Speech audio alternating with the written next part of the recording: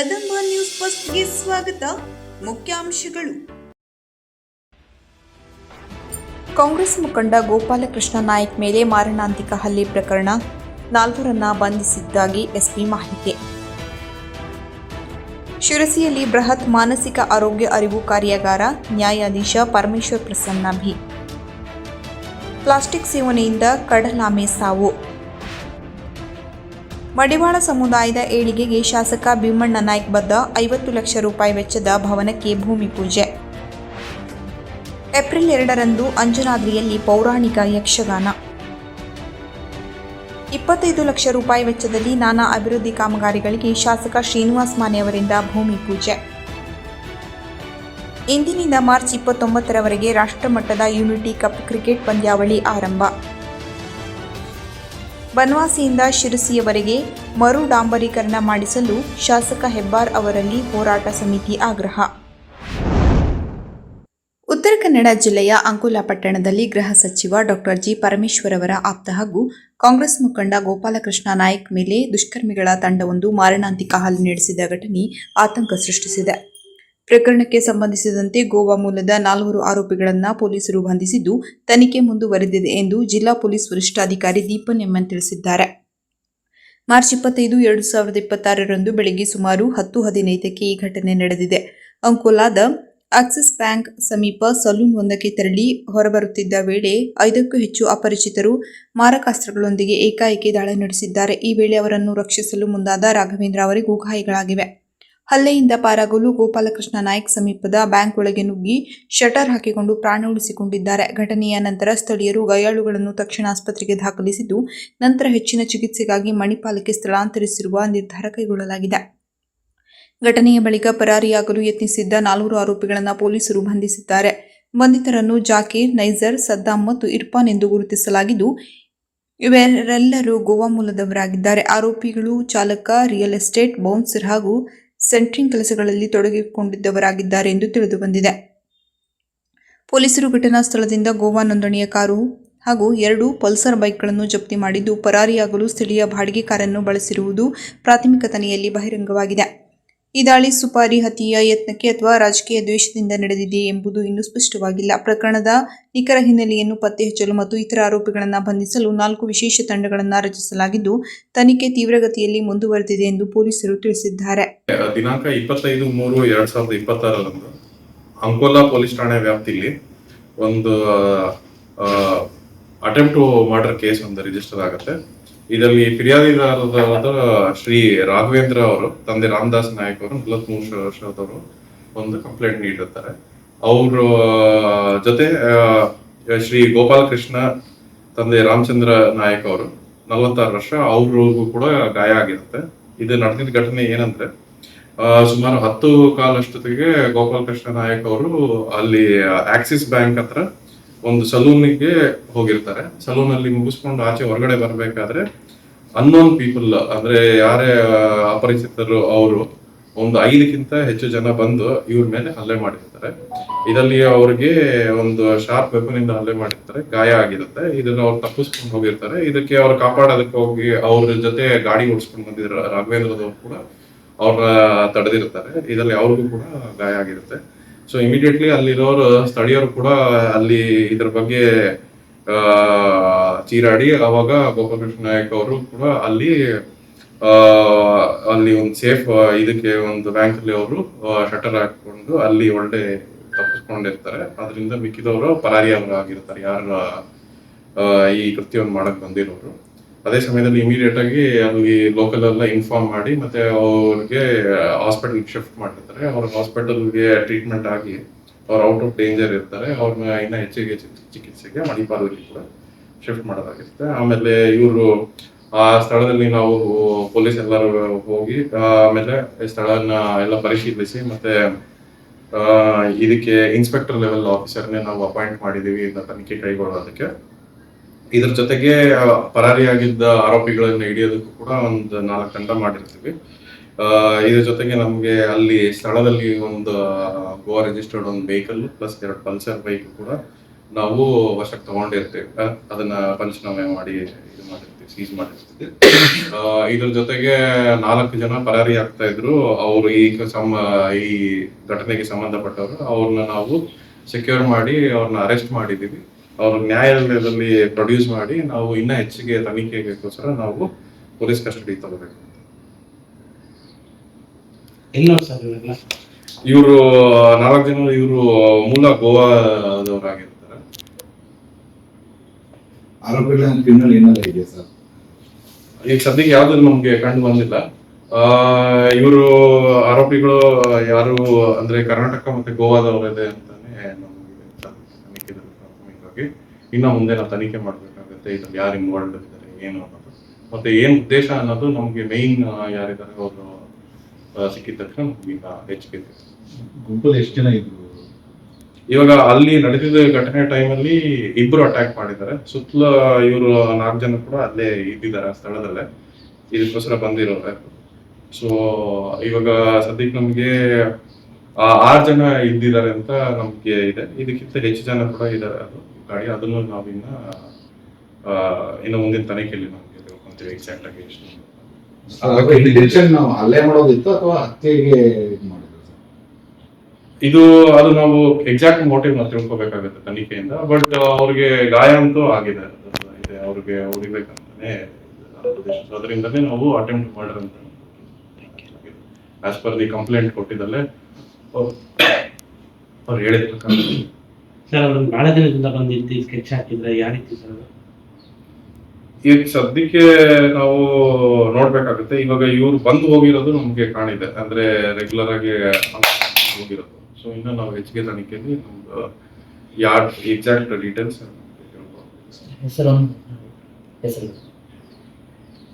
ಇವಾಗ ಇವ್ರು 4 ಜನ ನಾವು ಪ್ರೊಡ್ಯೂಸ್ ಮಾಡಿರೋದು, ಇದು ಅರೆಸ್ಟ್ ಮಾಡಿರೋ ಹೆಸರು ಒಬ್ರು ಜಾಕೀರ್ ಅಂತ, ಇನ್ನೊಬ್ರು ನೈಜರ್, ಸದ್ದಾಂ ಮತ್ತೆ Irfan. Zakir, Niger, Irfan, Zakir sir, Zakir, Niger, Niger, Niger, Niger. Goa ಎಲ್ಲಿ ಸರ್ ನಿವಾಸಿಗಳೆಲ್ಲ? ಎಲ್ಲಿ ನಿವಾಸಿಗಳು? ಗೋವಾದವರು, ಎಲ್ಲಿ? ಗೋವಾದಲ್ಲಿರೋರು, ಹಾ. ಗೋವಾದಿಂದ ಬಂದಿದ್ದಾರೆ. ಅಲ್ಲ, ಅವರು ಗೋವಾದ ನಿವಾಸಿಗಳು ಅಥವಾ ಹೊರಗಿಂದ ಗೋವಾಕ್ಕೆ ಬಂದು ವಲಸೆ ಯಾವ ರೀತಿ? ಈಗ ಸದ್ಯಕ್ಕೆ ನಮ್ಗೆ ಅದು ಗೋವಾದವ್ರು ಅಂತ ಗೊತ್ತಿದೆ, ಹಾ. ಅಲ್ಲಿಂದ ಬಂದಿರೋರು. ಸೊ ಇನ್ನು ಮೂಲ ಡೀಟೇಲ್ಸ್ ಪ್ರೊಫೆಷನಲ್ಸ್ ಅಥವಾ ಏನಾದ್ರು? ಈಗ ಅವ್ರದ್ದು ಮೇಲೆ ಈಗ ಸದ್ಯಕ್ಕೆ ಯಾವ್ದು ಕೇಸ್ ಇಲ್ಲ, ನಾವು ತಿಳ್ಕೊಬೇಕಾಗುತ್ತೆ. ಸುಪಾರಿ ಬಿಡೋದಿಲ್ಲ ಸರ್? ಸುಪಾರಿ ಹೇಗಿಲ್ಲ ಸರ್ ಇದು? ಈಗ ಸದ್ಯಕ್ಕೆ ಈ ಒಂದು ಮೇನ್ ನಮಗೆ ಗೊತ್ತಾದ್ರೇನೆ ಎಕ್ಸಾಕ್ಟ್ ಮೋಟಿವ್ ಮತ್ತೆ ಏನ್ ಡೀಟೇಲ್ಸ್ ನಮಗೆ ಗೊತ್ತಾಗುತ್ತೆ. ಫುಲ್ ಎಂಟೈರ್ ಟೀಮ್ಸ್ ಆಗಿದ ತಕ್ಷಣ ಕ್ಲಿಯರ್ ಪಿಕ್ಚರ್ ಸಿಗುತ್ತೆ. 4 ಜನ ಒಂದೇ ಗ್ರೂಪ್ ಅಥವಾ ಒಂದೇ ಕಡೆ ಕೆಲಸ ಮಾಡೋದು? ಇವರೆಲ್ಲ ಪರಿಚಯದವ್ರೆ, ಅವರೆಲ್ಲರೂ ಒಟ್ಟಿಗೆ ಇದ್ದಿದ್ದವ್ರೆ. ಸೊ ಒಟ್ಟಿಗೆ ಹೋಗ್ತಾ ಇದ್ರು. ಸೊ ಅವಾಗ ಏನ್ ಕೆಲಸ ಸರ್? ಇವರು ಒಬ್ರಲ್ಲಿ ಇವರು ಡ್ರೈವರ್ ಇದ್ದಾರೆ, ಒಬ್ರು ರಿಯಲ್ ಎಸ್ಟೇಟ್ ಮಾಡ್ತಾರೆ, ಮತ್ತೆ ಒಬ್ರು ಬೌನ್ಸರ್ ಆಗಿದ್ದಾರೆ, ಮತ್ತೆ ಸೆಂಟ್ರಿಂಗ್ ಕೆಲಸ ಮಾಡ್ತಾರೆ. ಸೊ ವೇರಿಯಸ್ ಕೆಲಸ ಇವರು ಗೋವಾದಲ್ಲಿ ಮಾಡ್ತಾರೆ ಸರ್ ಕೆಲಸ? ಇರಲ್ಲ ಸರ್ ಅವ್ರದ್ದೊಂದು ಕಾರ್, ಬೈಕ್ ಒಂದೇನೋ ಪತ್ತೆ ಆಗಿದೆ ಅಂತ? ಅದೇ ನಾವು ಸ್ಪಾಟ್ ಅಲ್ಲಿ 2 ಬೈಕ್ ನ ಸೀಸ್ ಮಾಡಿದೀವಿ, ಮತ್ತೆ ಒಂದು ಕಾರ್ ನ ಸೀಸ್ ಮಾಡಿದೀವಿ. ಅಂದ್ರೆ ಎಲ್ಲಿದೆ ಸರ್ ಇದಕ್ಕೆ? ಉತ್ತರ ಕನ್ನಡ ಜಿಲ್ಲೆ ಪಾಸಿಂದ ಅಥವಾ ಬೇರೆ ಜಿಲ್ಲೆ ಪಾಸಿಂದ? ಅದು ಡೀಟೇಲ್ಸ್ ವೆಹಿಕಲ್ ಅದು ಇದೆ ಲೋಕಲ್ ರಿಜಿಸ್ಟ್ರೇಷನ್. ಅಂದ್ರೆ ಕರ್ನಾಟಕ ರಿಜಿಸ್ಟ್ರೇಷನ್. ಸರ್ ನಿನ್ನೆ ಅವ್ರು ಉಳಿದಿದ್ರೆ ಏನು ಸರ್? ಅವರು ಉಳಿದು ಬೆಳಗ್ಗೆ ಇದು ಮಾಡಿದ್ರೆ ಅಥವಾ ಏನು ಸರ್ ನಿನ್ನೆ ಆಗಿರೋ ಘಟನೆ? ಹೌದು, ಅವ್ರು ಬಂದು ಇದ್ರು, ಅವ್ರು ಬಂದು ಹೋಗ್ತಾ ಇದ್ರು. ಸೊ ನಿನ್ನೆ ಬೆಳಗಿನ ಬಂದಿದ್ದಾರೆ. ಅಲ್ಲ ಸರ್, ಇವ್ರಿಗೆ ಅಬ್ಸರ್ವ್ ಮಾಡಿ ಬಂದಿಯಾಗ ಏನಾಗಿದೆ ಸರ್? ಅದೇ ನಾವು ಇನ್ನ ಫುಲ್ ಡೀಟೇಲ್ ಆಗಿ ತನಿಖೆ ಕರೆಕ್ಟ್ ಆಗಿ ಗೊತ್ತಾಗುತ್ತೆ ಎಕ್ಸಾಕ್ಟ್ ಆಗಿ ಅವ್ರ ಜೊತೆಗೆ. ಯಾಕಂದ್ರೆ ಯಾರ್ಯಾರು ಇದ್ರು, ಎಷ್ಟು ಜನ ಇದ್ರು, ಬಂದಿದ್ರು, ಏನು. ಸರ್ ಈಗ ಏನು ಅಟ್ಯಾಕ್ ಆಗಿದೆ ಅವರು ಪೊಲಿಟಿಕಲಿ ಇತ್ತು, ಸೊ ಇದನ್ನು ಪೊಲಿಟಿಕಲ್ ಮೋಟಿವೇಟ್ ಇದೆ ಅಂತಕ್ಕಂಥದ್ದು ಏನು ವೈಯಕ್ತಿಕ? ಈಗ ಸದ್ಯಕ್ಕೆ ಸ್ಪಷ್ಟವಾಗಿ ಯಾವುದು ತಿಳುವಳಿಕೆ, ಯಾಕಂದ್ರೆ ಇದು ಕಂಪ್ಲೀಟ್ ಡೀಟೇಲ್ಸ್ ಗೊತ್ತಾಗುತ್ತೆ. ಸರ್ ಈಗ 2 ಬೈಕು 2 ಕಾರಿಂದ ಬಂದಿದ್ದು ಸರ್, ಹೆಂಗೆ ಸರ್ ಅವ್ರು ಬಂದಿದ್ದು? ಇದು ರಿಲೇಟೆಡ್ ಇನ್ಸಿಡೆಂಟ್ಗೆ ಒಂದು ಕಾರ್ ಮತ್ತೆ 2 ಬೈಕ್ ಸ್ಪಾಟ್ ಅಲ್ಲಿ. ಅಲ್ಲಿಂದ ಬಂದಿದ್ದು ಹಂಗೆ ಎಸ್ಕೇಪ್ ಆಗಿದ್ರು ಅವ್ರಿಗೆ ಮಾಜಾಳಿ ಪೋಸ್ಟ್ ಹತ್ರ ಬಂದಿದ್ದು ಕಾರಲ್ಲಿ? ಅದು ಯಾವ ಕಾರ್? ಬೇರೆಯವ್ರ ಕಾರ ಅಥವಾ ಬಾಡಿಗೆ ಕಾರ? ಅದು ಬಾಡಿಗೆ ಕಾರ್ ತಗೊಂಡು ಅವ್ರು ಎಸ್ಕೇಪ್ ಆಗ್ತಾ ಇದ್ರು. ಸೊ ಅವಾಗ ಬಾಡಿಗೆ ಕಾರ್ ಡ್ರೈವರ್ ಸರ್ ಅಂಕೋಲದವ್ರೆ? ಲೋಕಲ್ ವೆಹಿಕಲ್ ಇದೆ. ಅವ್ರಿಗೆ ಗೊತ್ತಿರಲಿಲ್ಲ ಸರ್ ಈ ವಿಷಯ? ಅದು ನಾವು ತನಿಖೆಯಲ್ಲಿ ನಾವು ಎಂಕ್ವೈರಿ ಮಾಡ್ತೇವೆ. ಅವ್ರನ್ನ ಅರೆಸ್ಟ್ ಮಾಡಿದ್ವಿ ಸರ್. ನಾವು ತನಿಖೆಯನ್ನು ನಡೀತಾ ಇದೆ ಅವ್ರದ್ದೇನು. ಇದು ಹಲ್ಲೆ ಆಗಿರುವ ಗೋಪಾಲ್ ಕೃಷ್ಣ ಏನಾದ್ರು ವಿಚಾರಣೆ ಮಾಡಿದ್ರೆ ಸರ್? ಯಾಕಂದ್ರೆ ಅವ್ರಿಗೆ ಏನಾದ್ರು ಈ ರೀತಿಯಾಗಿ ಯಾರ ಥ್ರೆಟ್ ಇತ್ತು ಏನಾದ್ರು ಮಾತಾಡಿದ್ರೆ ಕೇಳಿದ್ರೆ ಈ ಪ್ರಿಲಿಮಿನರಿ ಆಗಿದೆ. ಸೊ ಇನ್ನು ನಾವು ಹೆಚ್ಚಿಗೆ ಮಾಡೋದಿದೆ, ಕಂಪ್ಲೀಟ್ ಡೀಟೇಲ್ಸ್ ತಿಳ್ಕೊಳ್ಳೋದು. ಸೊ ಇನ್ನು ಕೇಸ್ ಪ್ರೋಗ್ರೆಸ್ ಆಗಬೇಕು ಅಂತ ನಮ್ಗೆ ಏನು ಸರ್, ಅವರ ಬಾಡಿಗೆ ಕಾರ್ನ ಎಲ್ಲಿ ಪಿಕ್ ಮಾಡ್ಕೊಂತಾರೆ, ಎಲ್ಲಿ ತಗೊಂತಾರ? ಬಾಡಿಗೆ ಕಾರ್ನ ಎಲ್ಲಿ ಸ್ಟ್ಯಾಂಡ್ ತಗೊಂತಾರ, ಕಾರ್ ಸ್ಟ್ಯಾಂಡ್ ಅಲ್ಲಿ ತಗೊಂತಾರ ಅಥವಾ ಫೋನ್ ಮಾಡ್ತಾರೆ? ಅದೇ ನಾವು ಇವಾಗ ಇನ್ನ ಹೆಚ್ಚಿಗೆ ಇನ್ನು ತನಿಖೆ ಮಾಡೋದಿದೆ, ಕಂಪ್ಲೀಟ್ ಡೀಟೇಲ್ಸ್. ಯಾಕಂದ್ರೆ ತುಂಬಾ ಸತಿ ಬಂದು ಹೋಗಿರೋದ್ರಿಂದ ಯಾವ ಟೈಮ್ ಏನಿದೆ ಅಲ್ಲ, ಪರಾರಿ ಆಗುವಾಗ ಬಾಡಿಗೆ ಕಾರನ್ನ ಅವ್ರು ಎಲ್ಲಿ ಹೈರ್ ಮಾಡ್ತಾರೆ? ಅಂಕೋಲಾದಲ್ಲಿ. ಅನುಕೂಲ ಅದು ಮೋಡಸ್ ನಾವು ಇನ್ನು ತಿಳ್ಕೊಳ್ಳೋದು ಎಕ್ಸಾಕ್ಟ್ ಆಗಿ.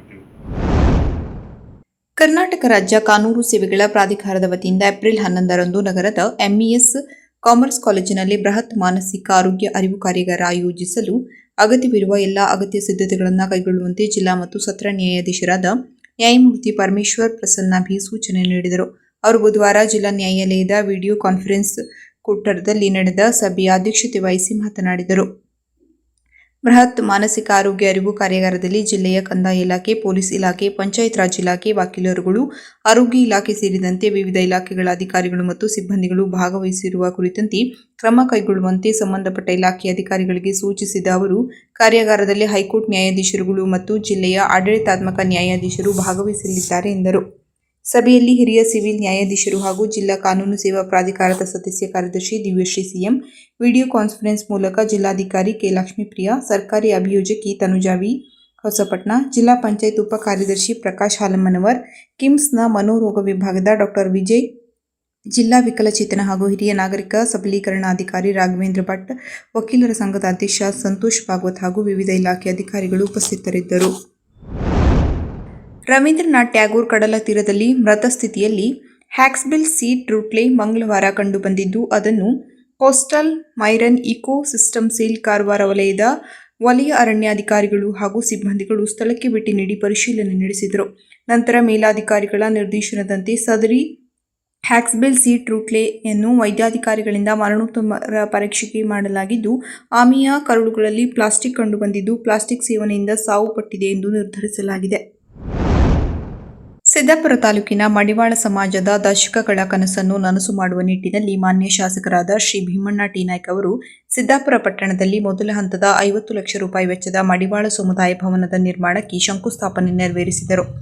ಜಗದ್ಗುರುಗಳ ಸಾನ್ನಿಧ್ಯ. ಚಿತ್ರದುರ್ಗದ ಮಡಿವಾಳ ಗುರುಪೀಠದ ಜಗದ್ಗುರು ಡಾ. ಶ್ರೀ ಬಸವ ಮಾಚಿದೇವ ಸ್ವಾಮೀಜಿಗಳ ದಿವ್ಯ ಸಾನ್ನಿಧ್ಯದಲ್ಲಿ ಈ ಧಾರ್ಮಿಕ ವಿಧಿವಿಧಾನಗಳು ನೆರವೇರಿದವು.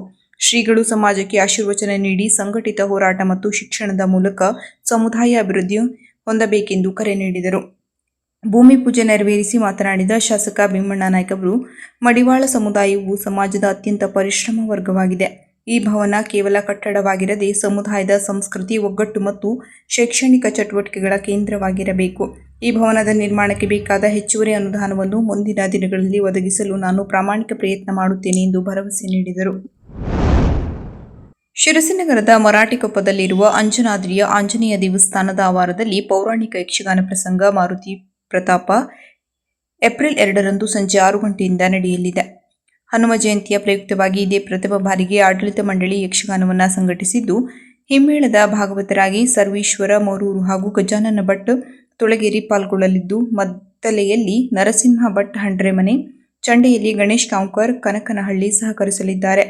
ಮುಮ್ಮೇಳದ ಕಲಾವಿದರಾಗಿ ಮಾರುತಿಯ ಅಭಿನಯನ ಖ್ಯಾತಿಯ ಗಣಪತಿ ಹೆಗಡೆ ತೋಟಿಮನೆ ಹಾಗೂ ವಿನಯ್ ಬೇರುಳ್ಳಿ, ಅಶೋಕ್ ಭಟ್ ಸಿದ್ದಾಪುರ, ವಿನಯ್ ಹೊಸತೋಟ, ಶ್ರೀಮತಿ ನಿರ್ಮಲಾ ಗುಳಿಕೊಪ್ಪ, ಸುಜಯ್ ಕೋಳಿಗಾರ್, ಭಾಗ್ಯಶ್ರೀ ಪಾತ್ರಧಾರಿಗಳಾಗಿ ಕಾಣಿಸಿಕೊಳ್ಳಲಿದ್ದಾರೆ.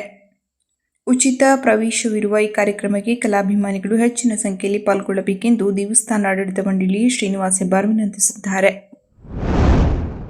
ಇಲ್ಲಿನ ತಹಶೀಲ್ದಾರ್ ಕಚೇರಿಯಲ್ಲಿ 2025-26ನೇ ಸಾಲಿನ ಮುಖ್ಯಮಂತ್ರಿಗಳ ಮೂಲಸೌಕರ್ಯ ಯೋಜನೆಯಡಿ 25 ಲಕ್ಷ ರೂಪಾಯಿ ವೆಚ್ಚದಲ್ಲಿ ಕೋರ್ಟ್ ಹಾಲ್ ನವೀಕರಣ, ಕಟ್ಟಡಕ್ಕೆ ಬಣ್ಣ ಹಚ್ಚುವುದು, ಮೇಲ್ಛಾವಣಿ ದುರಸ್ತಿ, ಶೆಡ್ ನವೀಕರಣ ಸೇರಿದಂತೆ ನಾನಾ ಕಾಮಗಾರಿಗಳಿಗೆ ಶಾಸಕ ಶ್ರೀನಿವಾಸ್ ಮಾನೆ ಭೂಮಿ ಪೂಜೆ ನೆರವೇರಿಸಿದರು.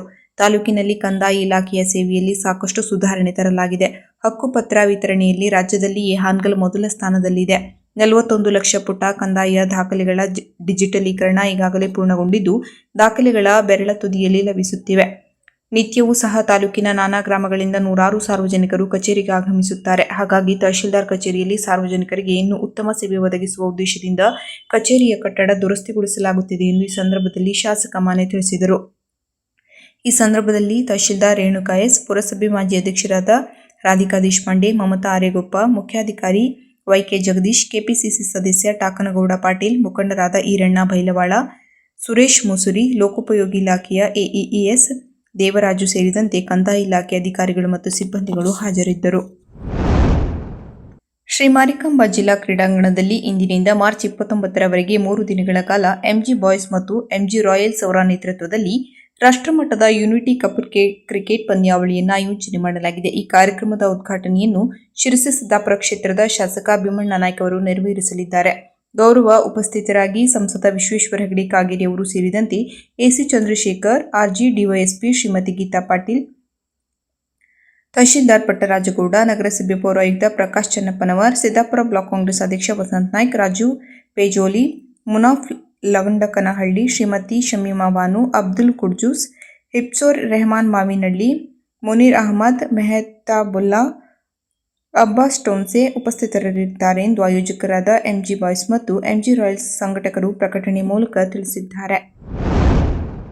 ಬನವಾಸಿಯಿಂದ ಸಿರಸಿಯವರೆಗೆ ನೂತನ ಡಾಂಬರೀಕರಣ ಆಗಿ ಈಗಾಗಲೇ 7 ವರ್ಷ ಸಂದಿದೆ.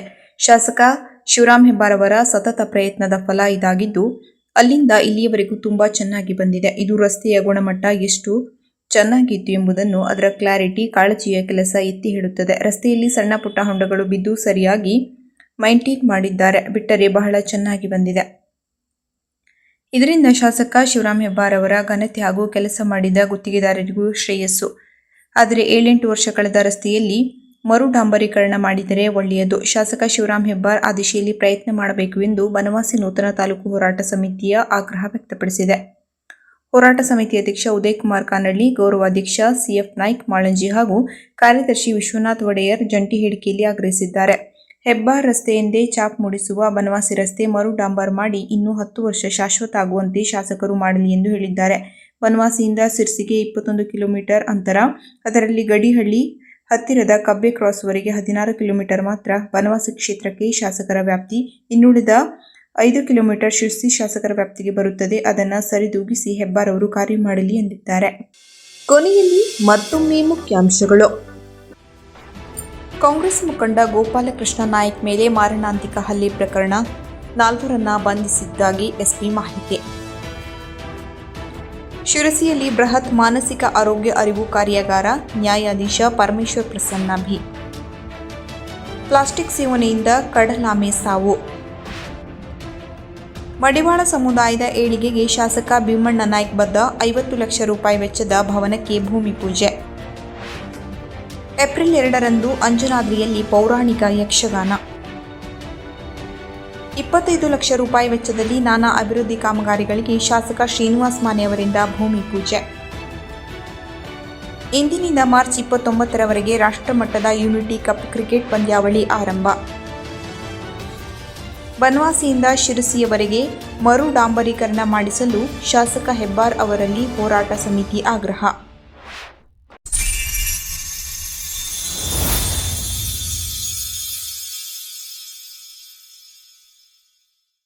ಕದಂಬ ನ್ಯೂಸ್ ಫಸ್ಟ್, ನಿರ್ಭೀತಿಯಿಂದ ನಿಮ್ಮ ಪರವಾಗಿ.